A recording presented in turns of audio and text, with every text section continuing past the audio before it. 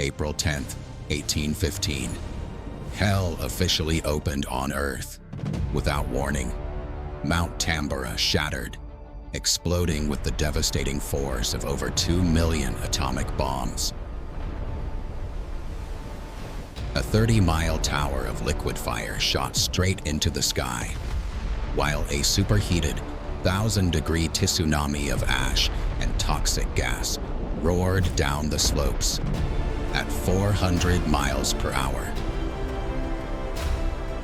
In less than an hour, an entire civilization was vaporized, leaving nothing but charred bones, buried under gray ash. But the horror didn't stop in Indonesia. The volcano threw a massive cloud of sulfur across the globe, literally blocking out the sun. The next year, the northern hemisphere plunged into a frozen twilight. Blizzards raged in July, crops rotted, and starvation drove humanity to absolute madness. This is the raw, untamed story of Mount Tambora and the brutal year the world went dark.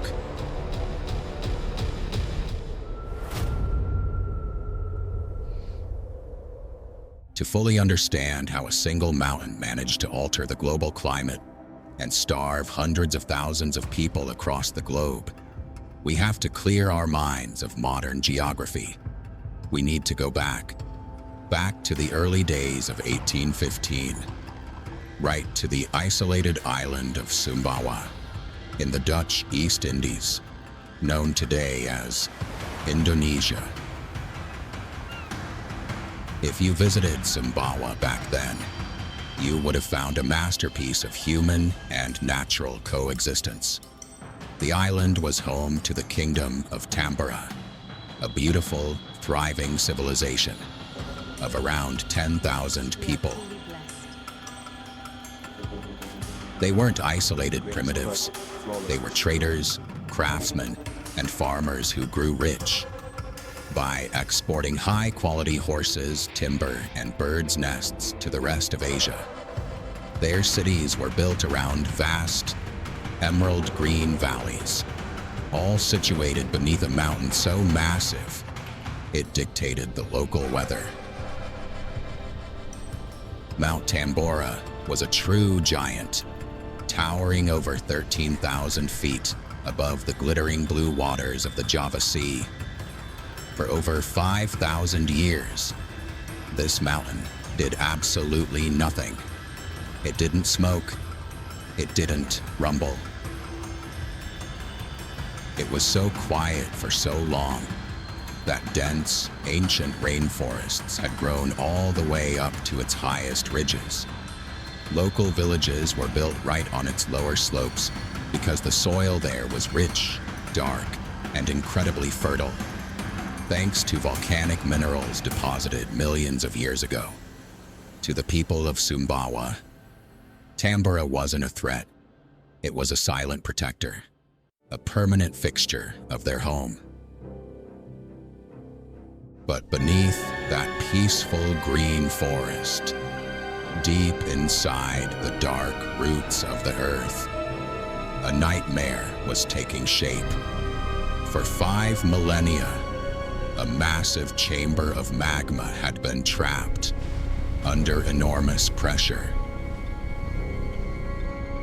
It was slowly being fed by the movement of tectonic plates, filling up like a balloon with liquid rock, volatile gases, and sulfur. The pressure inside was reaching a tipping point that the modern mind can barely comprehend. The physics of the mountain were failing under the strain. Yet, on the surface, children played in the fields, farmers tended their crops, and the king of Tambora ruled his wealthy domain, completely oblivious to the fact that they were all living on top of the largest geological time bomb on Earth. The turning point arrived on April 5th, 1815. It didn't start with a massive explosion, but with a strange, unsettling shift in the environment. The birds in the rainforests suddenly went quiet. The air grew heavy, thick with the faint smell of rotten eggs, the unmistakable scent of sulfur. Then came the sounds. They were deep, low, hollow thuds that seemed to vibrate through the soles of people's feet rather than through the air. It felt as if the earth itself was clearing its throat deep underground. But remember, in 1815, there were no satellite communications, no seismographs, and no understanding of volcanology. People had to guess based on what they knew, and what they knew was war. Over 1,000 miles away, on the neighboring island of Java, Sir Thomas Stamford Raffles, the British Lieutenant Governor, was sitting in his office when the windows began to rattle violently. A series of massive booms shook the building. To Raffles and his military commanders, there was only one logical explanation. A hostile naval fleet, or fierce pirates, were attacking a border outpost with heavy cannons. The misunderstanding was so profound that British commanders immediately placed their troops on high alert. Ships were ordered to prepare for battle, and a rescue expedition was sent out into the waters to find the phantom naval engagement. They sailed for days, scanning the horizon for smoke from burning warships, but found nothing but a calm, empty sea. They had no idea that what they were listening to wasn't the sound of gunpowder. It was the first structural failure of Mount Tambora's magma chamber. The giant had officially opened its eyes. For the next 5 days, a thin, dark ribbon of ash began to lazily drift from the summit, a quiet warning that the time to run was rapidly running out.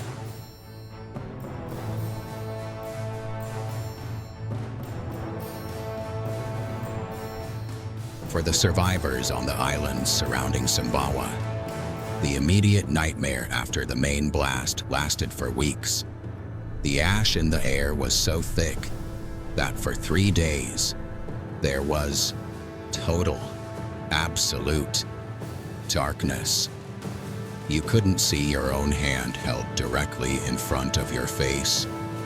People had to breathe through wet cloths just to keep their lungs from filling with concrete-like volcanic dust. Over 80,000 people died in the days following the eruption, not from the blast itself, but from the horrific aftermath. The ash poisoned the rivers, killing all freshwater fish. It blanketed the agricultural fields, destroying every single crop.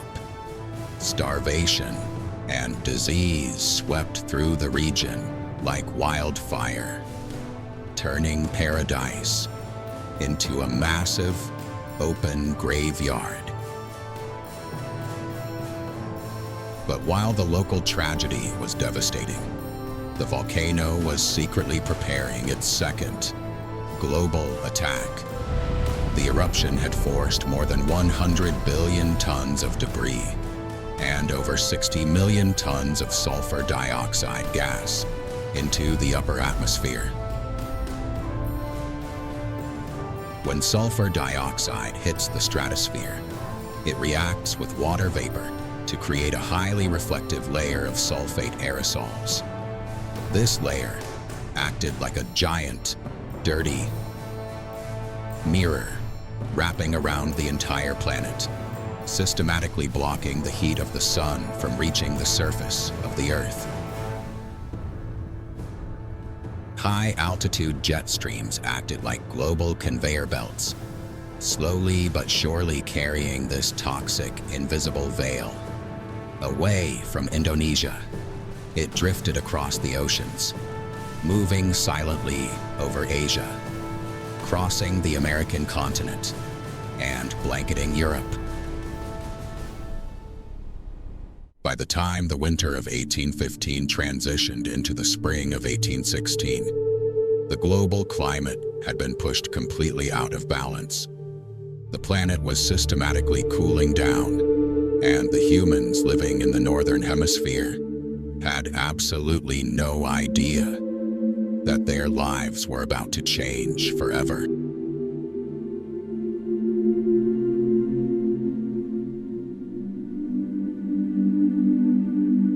Let's look at what happened when that toxic veil finally settled over North America in May 1816. In places like Massachusetts, New Hampshire, and New York, people were celebrating the arrival of spring. The weather was starting to warm up, and farmers were out in the fields, planting their corn, wheat, and vegetables for the upcoming harvest. It seemed like a completely normal year. But then, June arrived. On June 6, 1816, a massive Arctic weather front slammed into the eastern United States. It wasn't just a cold breeze. It was a full-blown winter blizzard. In the first week of summer, over a foot of snow accumulated in parts of Maine and Vermont. In New York City, temperatures plummeted to near freezing within 24 hours. Ice began to form along the edges of rivers. Farmers woke up to find their young crops completely frozen solid in the ground, blackened and ruined by a frost that should have been impossible. The birds that had returned for the summer were caught completely unprepared. Thousands of them froze to death in the trees, their small bodies littering the forest floors. The situation did not improve when July and August came. The weather became a chaotic, unpredictable mess. One day, it would be 80 degrees, and the next day, a sudden frost would move in, killing whatever replanted crops had managed to sprout. A strange, dry, red-tinted fog hung over the American landscape. No matter how hard the wind blew, the fog wouldn't clear. It was so thick that scientists at the time noted they could see sunspots with the naked eye without hurting their vision, because the sun was reduced to a dull, pale disk in the sky. People began to panic. Food supplies from the previous year were running dangerously low, and it was becoming painfully clear that there would be no harvest this year. The prices of grain, meat, and vegetables began to double and triple every few weeks, and the shadow of true hunger began to knock on the doors of American homes. Across the Atlantic, Europe was facing an even worse fate, still reeling from the structural and financial devastation of the long Napoleonic Wars. The continent was completely unprepared for a sudden total climate collapse. In Ireland, Great Britain, Germany, and France, heavy, freezing rains fell continuously for weeks, rotting the vital wheat and potato crops right in the ground. The price of bread, the absolute baseline of survival for the working class, skyrocketed by 400% within months. Starvation quickly led to absolute social chaos. In Ireland, thousands of desperate families abandoned their useless, mud-soaked farms, wandering the dirt roads in a hopeless search for food. Riots broke out in almost every major market town across Europe. Angry, starving crowds attacked grain stores, set fire to bakeries, and violently intercepted food transports on the rivers.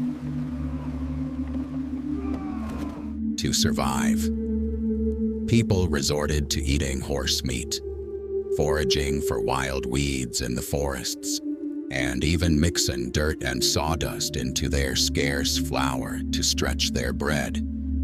The complete lack of clean water and basic nutrition triggered a massive epidemic of typhus and cholera, which tore through the weakened populations, claiming hundreds of thousands of additional lives. It quickly became the worst famine experienced by the Western world in the entire 19th century. Yet, amid this bleak and oppressive darkness, the human spirit found strange and unexpected ways to adapt. In the summer of 1816, a young English writer named Mary Shelley was vacationing near Lake Geneva in Switzerland. Trapped indoors by the endless freezing rain and gloomy volcanic skies, she and her friends challenged each other to write the scariest ghost story they could imagine to pass the time. Inspired by the apocalyptic UAM atmosphere outside, Shelley penned a literary masterpiece born directly from the ash of Tambora, the story of Frankenstein. At the exact same time, because the famine had caused widespread death among horses, the primary mode of transportation, a German inventor named Karl Dreiss began looking for an alternative way to travel without animals. His solution was the invention of the Lauf machine, the direct blueprint and ancestor of the modern bicycle. Even in its darkest hour, human ingenuity refused to die. Eventually, the skies began to clear. By the late months of 1817, the heavy layers of volcanic sulfate aerosol in the stratosphere began to naturally dissipate, washed away by precipitation, and the natural cycle of the seasons slowly returned to normal. But the world had been permanently altered.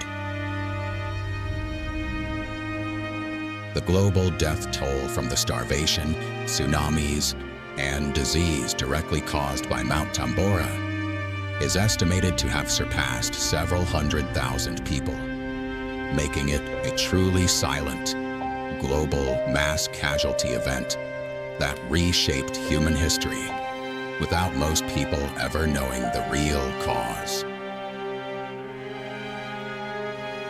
The eruption of Mount Tambora in 1815 remains a powerful, humbling lesson for our modern world. For all of our advanced cities, complex technology, and human pride, we are ultimately just guests on this planet. A single, profound breath from the earth can disrupt our global food supply chains, collapse our economies, and rewrite the course of civilization in a single day. Yet, this harrowing story is not solely an account of tragedy and ruin. It stands as a permanent testament to human resilience. Out of the darkest winter and profound starvation, humanity chose to rebuild, to innovate, and to survive.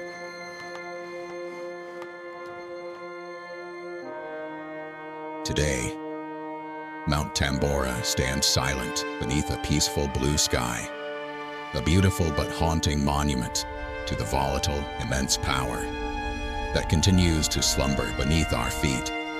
It leaves us with one final, sobering question to carry forward into our future. When the next sleeping giant decides to awaken, will we be ready?